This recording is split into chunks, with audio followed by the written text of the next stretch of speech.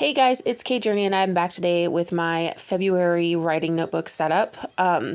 So for this setup, I actually kind of wanted to go back a little bit to the way that I did it when I first set up this notebook. I'm doing kind of a monthly spread here, only I'm only doing Monday through Friday because I don't plan on working at all on the weekends. I'm not in the middle of a challenge, and as much as I am trying to push these projects forward as fast as possible, I also really want to be making sure that I maintain that work-life balance thing.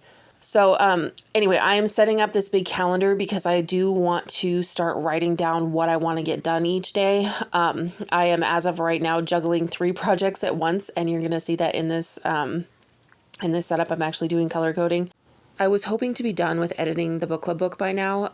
Unfortunately or fortunately, I'm not sure which one it is. I have had to kind of switch gears a little bit. December was kind of a shit show and it bled over into January for me. And I ended up kind of having to reschedule things around my own brain. I have extreme anxiety, which is why you see the fake nails on right now. I ended up chewing all of my nails down to like stubs. And I know that for me, when I'm having a lot of anxiety, it's better to actually get to the work of writing or to the work of plotting because editing takes kind of a discerning eye. And it's also really kind of boring. And I hate to say that, but it is like the editing part is really boring. And when boring meets anxiety, I end up scrolling my phone and chewing my nails. So for this month, I'm kind of changing gears, and instead of trying to focus on just one project at a time, I am scheduling different times for different projects. So my mornings will be for just writing sprints. If you watch my previous video, I talked about this a little bit. I'm going to be doing at least 2 to 4 writing sprints every single morning of the week, and I wanted to make sure that that got scheduled in here as well, just because this will likely be on my desk while I'm working. But I also wanted to make sure that I threw in the afternoons where I'm going to be editing, where I plan on forcing myself to kind of work through this block that I've got for editing this book. And then if I really can't and I'm really struggling, then allowing myself to jump into book 4 a little bit. So because I have all of these different kind of things that I am juggling, I wanted to make sure that I put a place on this page specifically where I could write out what projects I'm working on, in the color that they are color coded as well as whatever goals that I have for this month for them. Like, I would really like to finish the edit of the book club book, but if I don't, I don't. As long as I'm still working and continuing to progress towards my goals, I'm not going to beat myself up too much.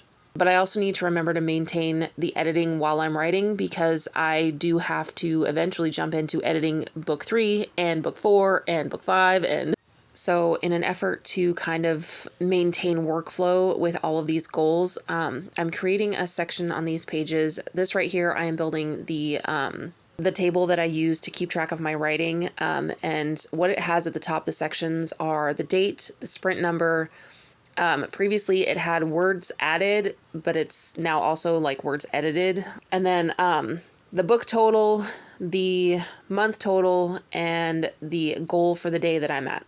And then on the page opposite it, I'm going to have the list of things that I still need to edit for the book club book and the prep work that I still need to do for book 4 in case I'm still doing that when this month starts. Right now, because of the changes that I created by completely changing book 3 and restarting it, I've had to redo book 4, which the main plot is still roughly the same. However, there are some definite key differences in how I want to approach things, as well as some research that I did that changes kind of some of the dynamics in the group that's going into book 4. So I have a lot of work to do, prep work, and I'm very excited about it, and it's got all of my enthusiasm right now.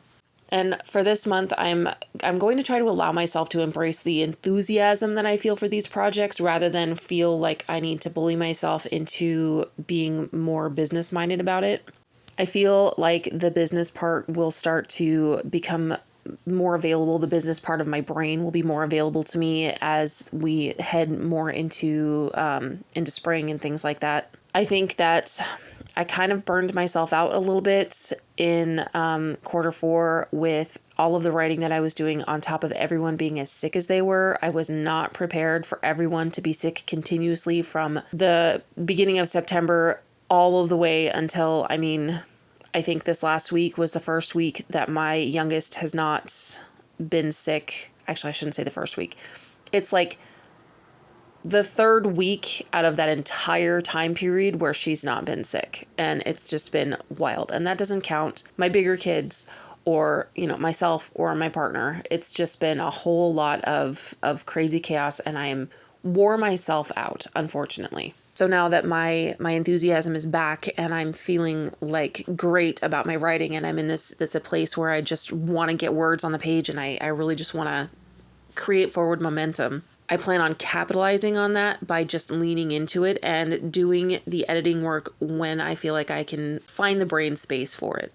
So you'll notice that this setup doesn't actually have any like stickers or stamps or anything like that. It's very utilitarian. I'm kind of trying to pare back on some of the excess that I use when I'm setting up things, because I want to approach these with a very utilitarian, we're getting work done, while at the same time kind of embracing my colorful self. So you'll see that I actually got new dot markers. I'm very excited about them. But they do bleed through the page. Some of them do. So I used extra pages here, and you'll see me glue them together because I can't be bothered to not use my supplies. I would rather waste a page and glue them together. I mean, I would do that for a mistake anyway. So why not do that for something that totally brings me joy, which is exactly what these dot markers do. I love them. I'm so excited. And I'm kind of continuing with the purple and blue coloring here. I'm not really sure why I'm gravitating to these colors so much. I'm normally like an orangey, brown, the earthy greens kind of color palette kind of person, but for some reason these are just really ticking all my buttons. And it might be, due to the kind of things I'm writing in in book 3, and not in book 4 actually, but in book 3 and book 2, and actually the first book in my series, it all takes place in a kind of, well, the first 2 books take place in Greenland, and the third book, I'm not going to say where it takes place in, but it's definitely the places where they're at are very cold and very frigid. And I have to make sure that they're kind of surviving that and maintain that kind of feel, that misty, murky, dark, cold kind of feel. And these colors just really kind of hit it for me. Okay, so we're coming to the end of this here, and I just want to thank you guys if you've made it this far in the video, and would like to remind you to please like and subscribe, and I will be back next week. I don't remember what next week's video is, but I will be back next week. So thank you so much for watching, and I will see you then.